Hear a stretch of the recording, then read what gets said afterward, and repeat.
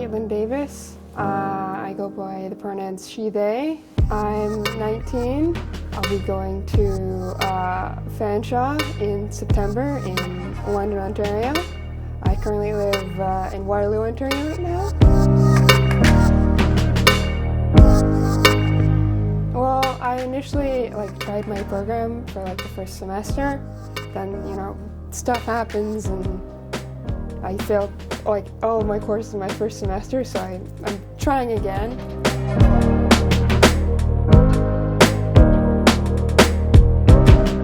So I first came out in middle school, actually. So what initially happened was, I don't remember how it came up, but my friend just looked at me and said, "Are you trans?" And I'm like, just no clue what that was or what that meant. And I remember going home looking up and interesting. So it was sort of like that for a week, and then I'm like, yeah, okay. So just settling into that new identity. So at that time I was just out to my friends. I think it was February of 2019 or something.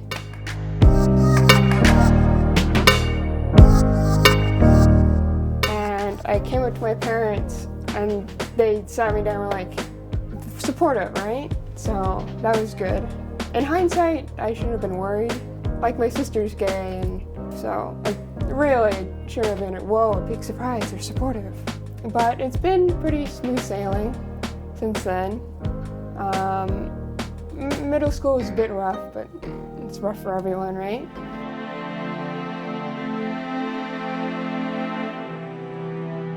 The pandemic started just right, I was in grade 8, so the last year of middle school. So I went back in grade 10, so grade 9 was all online. And middle school was, it's middle school, everyone's hormonal and not nice, and when I was in middle school, it was everyone knew she was the trans girl, whatever, right? But going into high school, nobody knew a damn thing. I think one person knew who I was in the whole school, which in hindsight is pretty good. So high school for me was pretty, smooth sailing. Cause I wasn't a giant red arrow pointing towards my head, right? It was oh yeah, she's there. It was just sort of chill like that. I probably had more issues in middle school with the whole trans thing, I also got glasses, which probably helped. People look entirely different with and without glasses, so that probably helped with the sort of, hey, who's this new girl? No clue, sort of thing. No one knew who I was, so it was pretty good.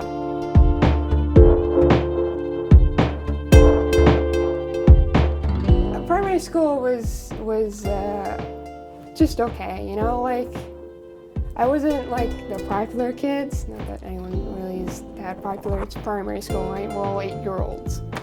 But I just sort of did my own thing. I didn't really have a clue, It's one of those things in hindsight you go, oh yeah, okay. I just go, oh yeah, that was a thing, definitely. My mom tells me as a kid I was very popular with playing with the girls in my school. My mom's theory is that I was used to being with my sister and my brother and just letting them do whatever, so I would just sit there in the sandbox, let them do whatever the hell they wanted, right? But other than that, I don't think there's any real signs. I mean, in hindsight, it is a little surprising when there's no hints or signs or anything like that.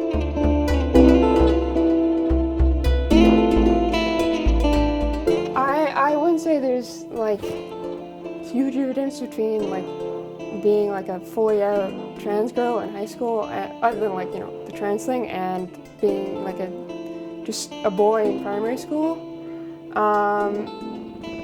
You're also 8, so I don't really remember that well. There were probably other issues I was worrying about, I don't remember if this is a constant thing or we got a substitute teacher the one time in, I don't remember what class it was, probably math or French or something. Not that it matters. So teacher's doing attendance, right? And they called my name, right?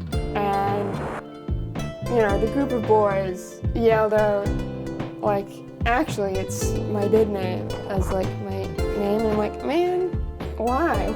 I never got their point with that,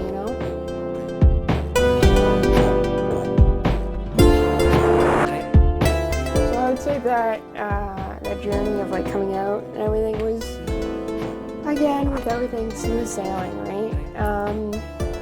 At some point my mom went to our family doctor and was like, she's trans, what do we do? And the doctor's like, put her on hormone blockers. Eventually we got a referral to like an actual doctor who specializes in that sort of stuff. So I've been on hormone blockers ever since, so it's pretty good, yeah.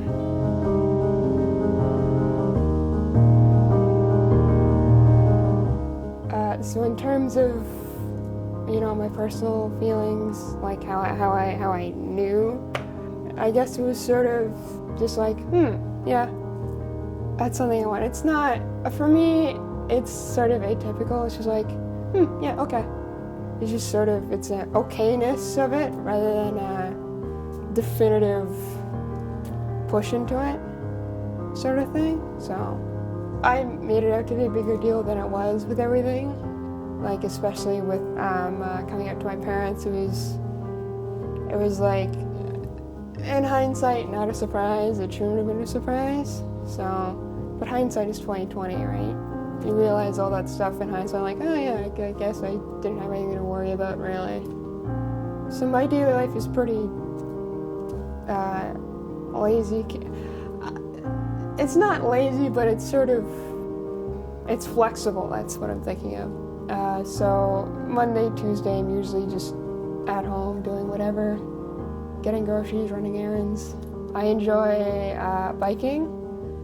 Going forward, I want, so again, I'm going to Fanshawe. I'm going for diesel motive power, which is fun. So I'm hoping to be able to work sort of with transit, with buses or trains or that sort of stuff, because that's the stuff I really like, like, I wouldn't call myself a photographer, but I like taking pictures, I like taking pictures of buses and trains and all that fun stuff. I couldn't tell you what interests me about them, it's sort of like everyone likes trains, like,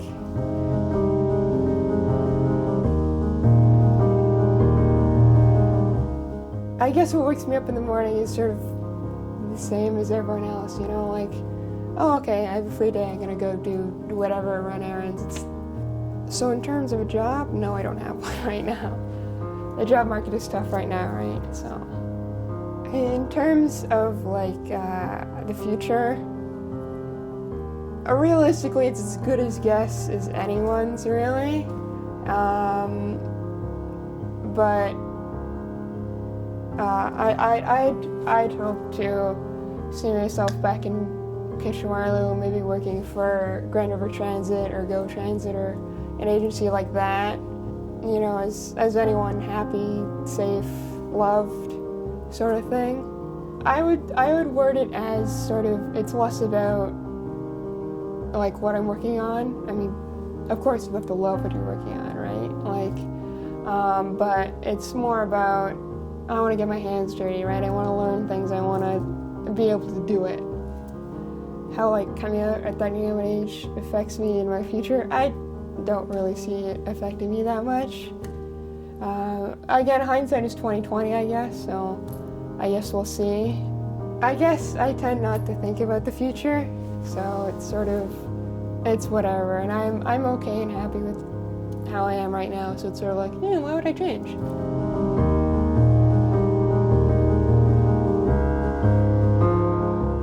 So it's sort of funny, the relationship that my diabetes, I'm a type 1 diabetic, I have a pump, it's there, with my, transness and that sort of thing. So one of the symptoms, like when you're undiagnosed, is you go to the bathroom a lot and you're thirsty. We were off on vacation in the States, I think Michigan, and Mom noticed. And it was sort of a thing where you have to go, right? So sort of that was helping me become more comfortable with like the women's restroom and that sort of thing. Actually, when I got diagnosed, the hospital was an interesting thing because we hadn't legally changed my name yet.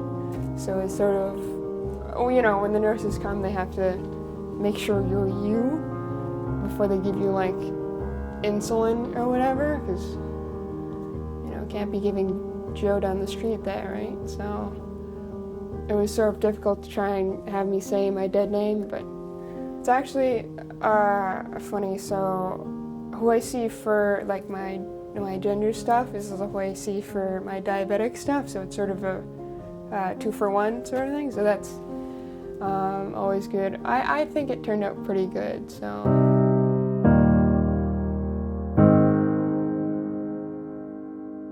My dad does karate, so and their headquarters are in Lansing, Michigan. So yeah, it's tough right now, especially for them, because like they can't go down and because they have to grade down there for new belts or whatever. So it's sort of difficult. So like, do you want to get this belt or get detained at the border? Pick and choose, right? Oh, we used to go to the States every year. We went last March break to Detroit, but this year we decided to not go. It's the new thing, right? You don't go to the States anymore because, with all the business down there. So we're going to places up here this year, so, which I don't mind. It's the same thing, really, right? It's a day off, it's a vacation, it's whatever, right?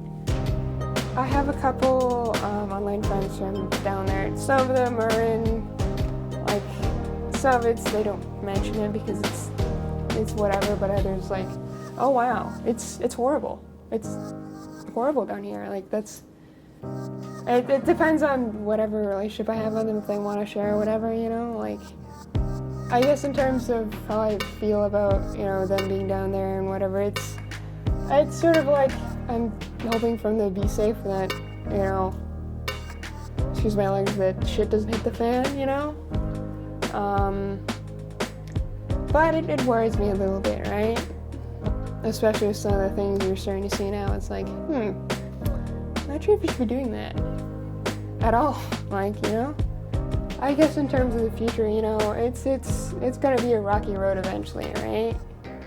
In terms of here in Canada, in terms of the US and Canada, it's sort of like the US just suddenly hates us.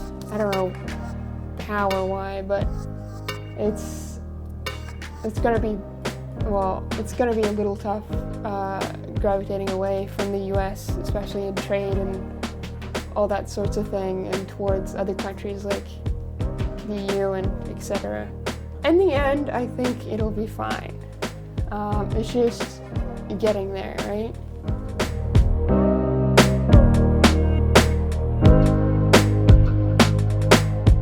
I guess what I would say to someone watching this is, I don't know, believe in yourself, don't die. I guess it's a general good rule.